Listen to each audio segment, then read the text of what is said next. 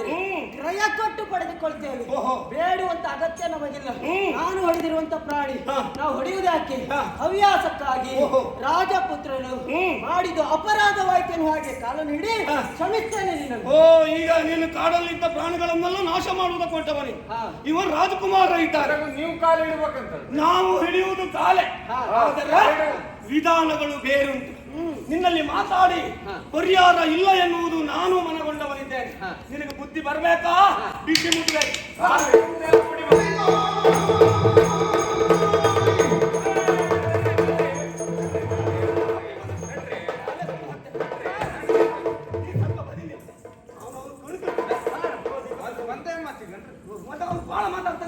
ಯುದ್ಧ ಮಾಡ್ಬೇಕಂತ ಹೇಳಾದ್ರೆ, ಹೊಡೆದಾಟ ಮಾಡ್ಬೇಕಂತ ಹೇಳಾದ್ರೆ ಏನಾದ್ರು ತೀರ್ಮಾನ ಮಾಡ್ಕೊಳ್ಳು. ತೀರ್ಮಾನ ಮಾಡೋದಂತ ಯುದ್ಧದ ತನ್ಮೂಲಕ ಮಾಡ್ತೇನೆ ನಾವು. ಇದ ನಾವೇ ಎರಡು ಪಕ್ಷದವದೀವಿ.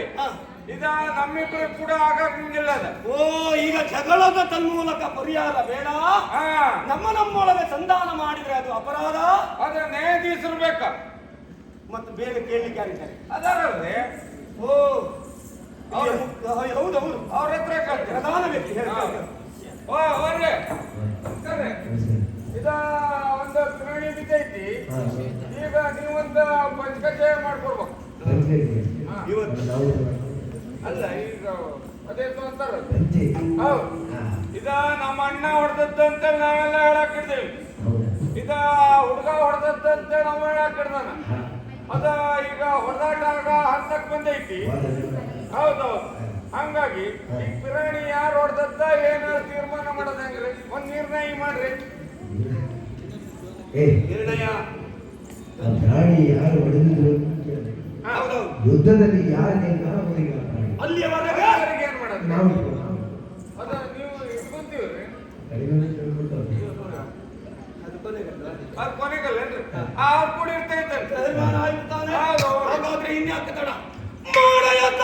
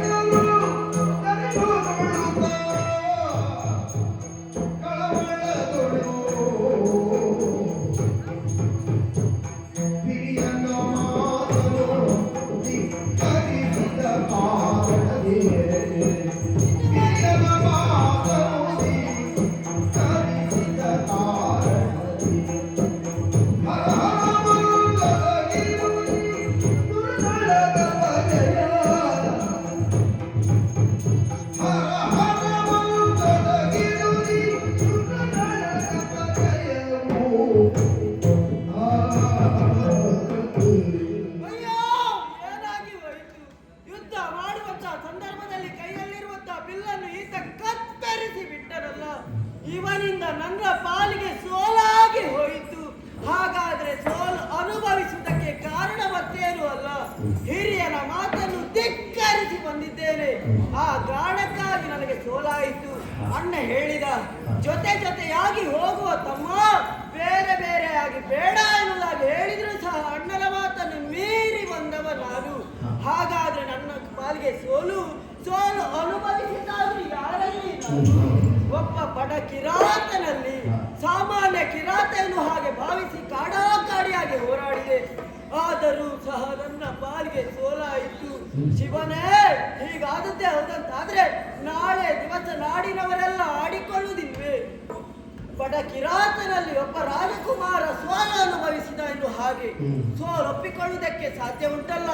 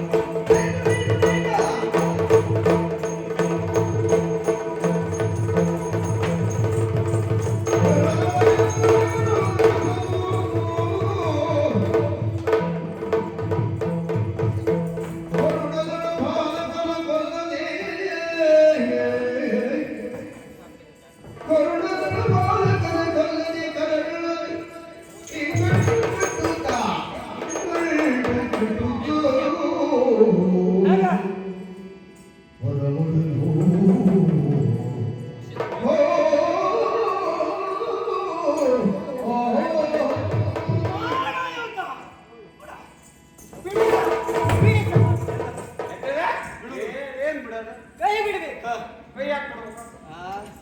ಯಾಕೆ ಬಿಡ್ಬೇಕಂತ ಹೇಳಿದ್ರೆ ಬಿಟ್ಟು ನೋಡಿ. ಬಿಡುವುದಕ್ಕಾಗಿ ಹಿಡಿದದ್ದಲ್ಲ, ರಟ್ಟೆಯನ್ನು ಹಿಮ್ಮುಖವಾಗಿ ಕಟ್ಟಿದ್ದೇವೆ. ಹರಿತವಾದ ಗೋರಸೆಯಿಂದ ನಿನ್ನ ಕಂಠವನ್ನ ಕತ್ತರಿಸಿರು. ಕೇಳುವ 8ನೆಯ ಕಂಠ ಇಲ್ಲಿಲ್ಲ. ರಾಜಪುತ್ರ ನಾನು ಹಾಗೆ ಮಾಡ್ತೇನೆ ಹೀಗೆ ಮಾಡ್ತೇನೆ ದಂಡು ಕಡಿತೀನಿ ಅಂತ ಹಾಕೊಂಡಿಯಲ್ಲ, ಎಲ್ಲ ಹೋಯ್ತು? ಬಡ ಕಿರಾತ ಎಂಬ ಹಾಗೆ ನನ್ನನ್ನು ಕಡಗಣಿಸಿದೆಯಲ್ಲ. ಈ ಕಿರಾತನ ಪರಾಕ್ರಮ ಏನು ಅಂತ ಈಗ ಅರ್ಥ ಆಯ್ತು. ನಿನ್ನನ್ನು ಕೊಲ್ಲಬಹುದು, ಆದ್ರೆ ಆ ದಾರಿಯನ್ನು ತಾನು ಅನುಸರಿಸುವುದಿಲ್ಲ. ನಾವು ಕಡಿಯುವುದಕ್ಕೆ ಹೊರಟ್ರೆ ಎಷ್ಟೊಂದು ಕಡಿದೆವು, ಮುಗಿಸುವುದಕ್ಕೆ ಹೊರಟ್ರೆ ಎಷ್ಟೊತ್ತಿಗೂ ಮುಗಿಸ್ಯಾವು. ಅದೇ ಹೇಳೋದು ಬೇಡ. ಈಗ ಮುಗಿಸುವುದಿಲ್ಲ. ನಿನ್ನ ಸರ ಕಟ್ಟಿದ ಇವನನ್ನ ತಮ್ಮ ಪುರಕ್ಕೆ ಕೊಂಡು ಹೋಗ್ಬೇಕು. ತಮ್ಮ, ಇವನನ್ನ ಕೊಂಡು ಹೋಗಿ ಒಳ್ಳೆ ರೀತಿ ರಕ್ಷಣೆ ಎಲ್ಲ ಇಟ್ಕೊಂಡ್ರಿ. ಇವನು ಏನೇನು ಉಂಟು ಎಲ್ಲ ಐತಲ್ರಿ. ಇವನು ಏನ್ ಕೊಡ್ತೀಯ ಕೊಂಡೋಗಿ? ಇವನಿಗೆ ಸ್ವಲ್ಪ ಹೆಂಡ ಕೊಡಲ್ರಿ. ನೀ ಕುಡಿಯುವುದು ಅವನಿಗೆ ಕೊಡುವುದಾ? ಅಲ್ರಿ, ನೀನು ಕೇಳು. ನೀನು ಕುಡಿದು ಸಾಯಿ. ನೀನು ನೋಡಿದ್ರೆ ಗೊತ್ತಾಗ್ತದೆ. ನೀನು ಕೇಳುವುದು ಬೇಡ. ಹಂಗಾದ ನೀ ಕೇಳುವುದು ಬೇಡ. ನೀ ಇದ್ದ ಸ್ಥಳಕ್ಕೆ ಹೋಗ್ತಾನೆ ಹೇಳಲಿಕ್ಕೆ ಹೋಗ್ಬೇಡ. 3 ಹೊತ್ತು ಅದೇ ಆಯ್ತು. ಕುಡಿಯುವುದಕ್ಕೆ ನೀನು ಅದು ಕೊಡ್ಬೇಡ, ನಮ್ಗೆ ಬೇಕು. ಆದ್ರೆ ಬಾಯರ್ಕೆ ಹಾಕಿದ್ರ ಉಪ್ಪು ನೀರು ಅದನ್ನ ಕೊಡಲ್ರಿ. ಗುರಿ ಏನು ಅಂತ ಗೊತ್ತಾಗ್ಬೇಕು. ಅವ್ರಿಗೆ ಗೊತ್ತಾಗಬೇಕು. ಅವನಿಗೆ ನಾವು ನಾಡಿನಲ್ಲಿದ್ದು ಅರಸು ಕುಮಾರ ಆಗಿರ್ಪ ಅವನು ಹಣ್ಣು ಹಂಪಲು ಹಾಲನ್ನು ಕುಡ್ಕೊಂಡು ಬೆಳೆದವ ಇವನು. ಕಾಡಿನ ಕಷ್ಟ ಏನು ಅಂತ ಅವನಿಗೆ ಅರ್ಥ ಆಗ್ಲಿ. ಕೊಳತ ಹಣ್ಣು ಕೊಡೋಣ ಅವನಿಗೆ. ಮತ್ತ ಅಷ್ಟೇ ಎಲ್ಲ ತಿನ್ಲಿಕ್ಕೆ ಏನ್ ಕೊಡ್ತೀಯಾ? ತಿನ್ನಕದೇ ಕೊಳತ ಹಣ್ಣ. ಯಾವುದು? ಅವನಿಗೆ ಒಳ್ಳೆ ಹಣ್ಣು ಬೇಡ್ರಿ. ಕೊಳತದ್ದು ನಮಗೆ ಬೇಕಾಗ್ತದೆ, ಅದು ಪ್ರಯೋಜನಕ್ಕೆ ಬರ್ತದೆ. ನಿನ್ಗೇನು ಗೊತ್ತಿಲ್ಲ? ಹುಳ ಅದು ಪ್ರಯೋಜನಕ್ಕೆ ಬರ್ತದೆ. ಅದರಿಂದ ರಸ ತೆಗಿಲಿಕ್ಕೆ ಬರ್ತದೆ, ಗೊತ್ತುಂಟ? ಮತ್ತೆ ಇವನಿಗೆ ಕಸದಲ್ಲಿ ರಸ ಹುಡುಕುವುದು ಬಿಟ್ಟು ರಸದಲ್ಲಿ ಕಸ ಹುಡುಕುವುದಲ್ಲ ಎಲ್ಲ ಹೇಳ್ತಾರೆ. ಇವನಿಗೆ ಏನ್ ಕೊಡೋದು? ಇವನಿಗೆ ತಿನ್ಲಿಕ್ಕೆ ಒಣ ಹುಲ್ಲು ನಮ್ಮನ್ನು ಒಂದುಂಟು. ಇವನನ್ನು ಅದ್ರ ಜೊತೆಯಲ್ಲೇ ಕಟ್ಟ ಆತು.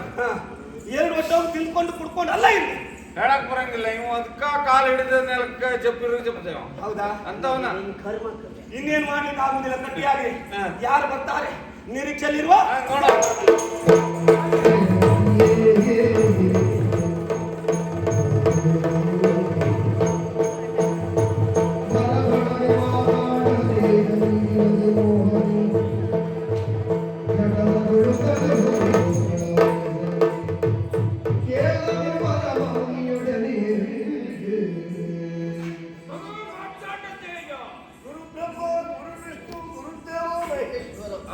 ಗುರು ಸಾಕ್ಷಾತ್ ಪರಬ್ರಹ್ಮ ತಸ್ಮೈ ಶ್ರೀ ಗುರುಭ್ಯೋ ನಮಃ. ಧನ್ಯರಾದೆ, ಕೃತಾರ್ಥರಾದಿರಿ. ಗುರುದೇವ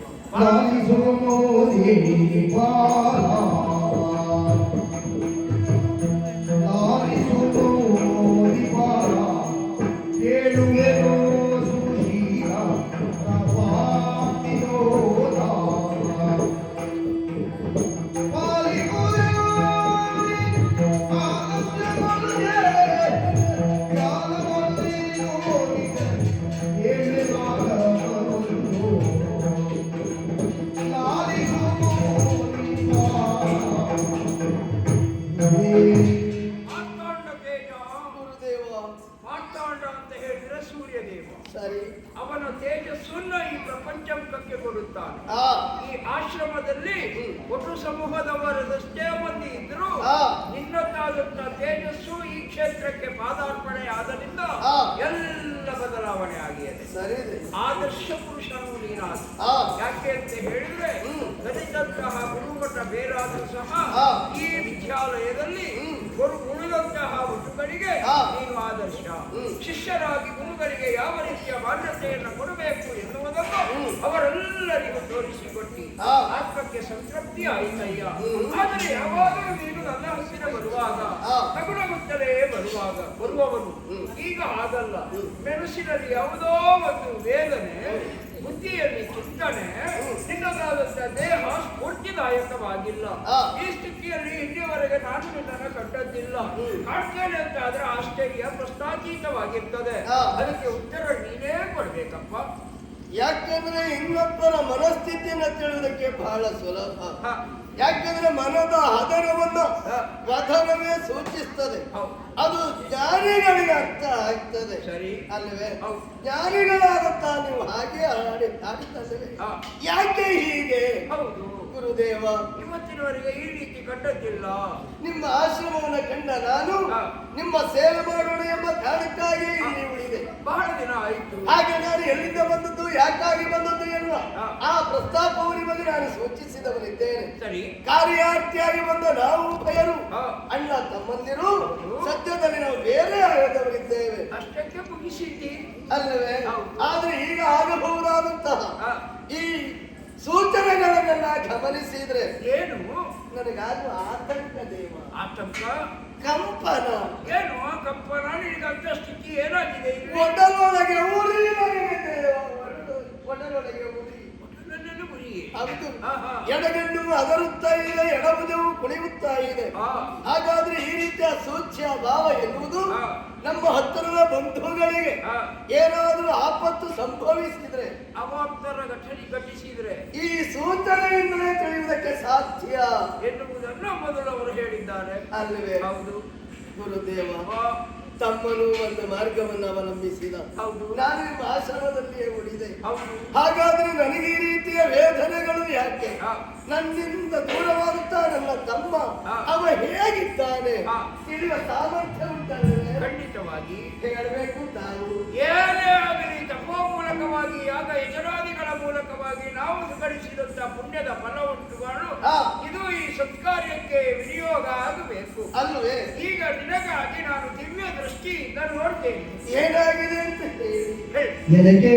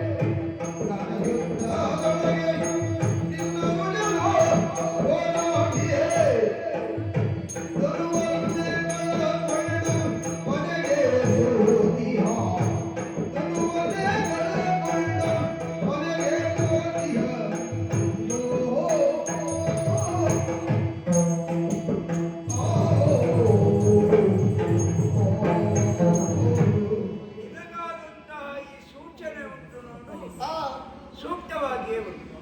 ಅಂದ್ರೆ ಅಣ್ಣ ತಮ್ಮಂದಲ್ಲಿ ಇಬ್ಬರು ಬಂದಿದ್ದೇವೆ. ಹೌದು. ಬೇರೆ ಬೇರೆ ಆದೆವು. ಹೌದು. ನಾನಿಲ್ಲಿಗೆ ಬಂದೆ, ಅವ ಎಲ್ಲಿ ಹೋದ ಗೊತ್ತಿಲ್ಲ. ಏನಾದ ಗೊತ್ತಿಲ್ಲ. ಉತ್ತರ ಭಾಗವನ್ನು ಸೇರಿದ. ಸೇರಿ ಹೋಗುತ್ತಿರುವಾಗಲೇ ಕಾಡ ಕಿರಾತನೊಬ್ಬ ಎದುರಾದ. ಪರಿಣಾಮ ತನ್ಮಧ್ಯದಲ್ಲಿ ಮೃಗವೊಂದು ಸಿಕ್ಕಿ ಇಬ್ಬರು ಆ ಮೃಗಕ್ಕೆ ಬಾಣವನ್ನು ಪ್ರಯೋಗಿಸಿದರು. ಆಮೇಲೆ ನಿನ್ನೊಬ್ಬನ ಪಾದದಡಿಯಲ್ಲಿ ಮೃಗ ಬಂದು ಬಿತ್ತು. ಅದು ತಾನು ಹೊಡೆದದ್ದು ಅಂತ ಕಿರಾತ ಬಂದು ವಾದಿಸಿದ. ವಾದ ವಿವಾದಕ್ಕೆ ಹೋಯಿತು. ಸಮರ ಸಂಘಟಿಸಿತು. ಯುದ್ಧದಲ್ಲಿ ಧನುಷರಗಳನ್ನೆಲ್ಲ ಕಳೆದುಕೊಂಡು ಕಿರಾತನ ಕೈಯಲ್ಲಿ ಸೋತು ಹೋಗಿದ್ದಾನಯ್ಯ. ಸೋತ ಮೇಲೆ ಅವನು ಏನ್ ಮಾಡಿದ್ರು? ಕಟ್ಟಿದಟ್ಟಿಯನ್ನು ಕೊಂಡು ಹೋಗಲಿ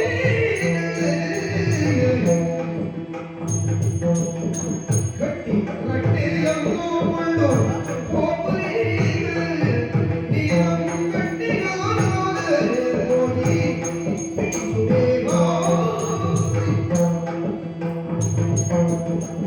ಸೋತ ಮೇಲೆ ಏನು ಮಾಡ್ತಾರೆ ಹೇಳು? ಪುಣ್ಯಕ್ಕೆ ಅವರು ಕೊಲ್ಲಿಲ್ಲ ಇವನನ್ನ. ಯಾಕೆ ಅಂತ ಹೇಳಿದ್ರೆ ಕಿರಾತರು ಅನಕ್ಷರಸ್ಥರು, ಹೌದು, ಅನಾಗರಿಕರು. ಹೌದು. ವೃದ್ಧರಾದ ಮೇಲೆ ಅವರು ಏನೇ ವಿಪರೀತ ಕಾರ್ಯಗಳಾದ್ರೂ ಅದನ್ನು ಮುಕ್ತಾಯ ಹಂತಕ್ಕೆ ಕೊಂಡು ಹೋಗಿ ಮುಟ್ಟಿಸುವವು ಅಲ್ವಾ? ನಿನ್ನ ಪುಣ್ಯದ ಫಲದಿಂದಲೋ ನಿನ್ನ ತಮ್ಮನ ಪುಣ್ಯದ ಫಲದಿಂದಲೋ ಗೊತ್ತಿಲ್ಲ. ಅಂತೂ ಅವನ ರಟ್ಟೆಯನ್ನ ಕಟ್ಟಿಕೊಂಡು ಅವರ ಪಿಡಿಯದಿಗೆ ಅವರು ಕೊಂಡು ಹೋಗ್ತಾ ಇದ್ದಾರೆ. ರಟ್ಟೆ ಕಟ್ಟಿಕೊಂಡು ಕೊಂಡು ಹೋಗ್ತಾ ಇದ್ದಾರೆ. ನಾನು ಏನ್ ಮಾಡಲಿ ಗುರುದೇವ? ನೀನೀಗ ಗಟ್ಟಿಗನಾದರೆ ಹೋಗಿ ತಮ್ಮನೆನ್ನುವ ಭಾವನೆಯಿಂದ ಅವನನ್ನು ಬಿಡಿಸಿ ನೀನು ಏನು ಗುರುದೇವ? ನಾವು ಉಭಯರು ಅವಳಿ ಮಕ್ಕಳಿದ್ದೇವೆ. ಹೌದು. ಆಗ ಈ ಮಾರ್ತಾಂಡ ತೇಜ ಎಷ್ಟು ಫಲವಂತರು, ಸಾಮರ್ಥ್ಯವಂತರು, ಅಷ್ಟೇ ಸಾಮರ್ಥ್ಯ ತಮ್ಮನಾದ ಕಮಲಧ್ವಜನಿಗೂ ಇದೆ. ಸಮಬಲಾನ್ವಿತರು ಅಲ್ಲವೇ? ಹಾಗಾದ್ರೆ ಅವರೇ ಕಾಡು ಕಿರಾತನಿಂದ ಸೋಲನ್ನ ಕಂಡ ಅಂತಾದ್ರೆ ನಾನು ಅವರಲ್ಲಿ ಯುದ್ಧ ಮಾಡಿದೆ ಕಿರಾತರನ್ನ ಗೆಲ್ಲುವುದಕ್ಕೆ ನನ್ನಿಂದ ಆದೀತ ಗುರುದೇವ. ಸೇವೆ ಮಾಡಿದ್ದರಿಂದ ಸಂತೃಪ್ತಿಗೊಂಡಿರುವ ನಾವು ನಿನ್ನನ್ನು ಬರಿಗೈಯಲ್ಲಿ ಕಳಿಸ್ತೇನೋ ಅಂದ್ರೆ ಉಂಟಯ್ಯ ಕೊಡವಿಲಿರಲು ಒಂದು ಶಕ್ತಿ ಶರಗಳು ಕೊಡವಿಲಿರಲು ಒಂದು ಶಕ್ತಿ ಶರಗಳು ಇದು ಹಿಡಿದು ಮುಂದೆ ಕಾಣಿತು ತಡೆಯದಿಲ್ಲೋ ಸೇವೆಯಲ್ಲಿ ಸಂತೃಪ್ತಿ ಹೊಂದಿದ ನಾನು ನಿನ್ನನ್ನು ಬರಿಗೈಯಲ್ಲಿ ಕಳಿಸಬಾರದು. ನಿಷ್ಕಲ್ಮಶ ಹೃದಯಾದಂತಹ ನಿನ್ನ ಸತ್ಯಸಂಧರಾದಂತಹ ನಿನ್ನ ಮನಸ್ಸಿನ ಎಲ್ಲ ಭಾವನೆಗಳಿಗೂ ನಾನು ಸೋತವನಾಗಿದ್ದೇನೆ. ಇದನ್ನ ಕೊಡುಗೆಯಾಗಿ ನಿನಗೆ ಕೊಡುತ್ತಿದ್ದೇನೆ. ಈಗ ಸರ್ವಜಯ ಎನ್ನುವಂತಹ ಧನಸ್ಸು, ಸನ್ಮೋಹನ ಎನ್ನುವ ಅಸ್ತ್ರ, ಇದನ್ನ ನೀನು ನಿನ್ನ ಕೈಯಿಂದ ಯಾರಿಗೆ ಪ್ರಯೋಗಿಸು ಗೆಲುವು ನಿನಗಾಗುತ್ತದೆ, ಕಿರಾತನ ಅಂತ್ಯವಾಗುತ್ತದೆ. ನಿನ್ನ ತಮ್ಮನನ್ನು ನೀನು ನಿನ್ನನ್ನು ಸೇರಿಸಿಕೊಳ್ಳುವುದಕ್ಕೆ ಸಾಧ್ಯ ಆಗ್ತದೆ. ನಿಮ್ಮ ಸೇವೆ ಮಾಡೋದಕ್ಕೆ ಸಾರ್ಥಕ ಆಯಿತು ಗುರುದೇವ. ನನ್ನ ಕಾಲದಲ್ಲಿ ನಾನು ಮುಂದಾಗ್ತೇನೆ. ಮತ್ತೆ ಮದುವೆಗೆ ನಿಮಗೆ ಆಮಂತ್ರಣ ಮುಟ್ಟಿಸುವ ಖಂಡಿತವಾಗಿ ಆಶೀರ್ವದಿಸುವುದಕ್ಕೆ ಬರಬೇಕು. ನಮೋ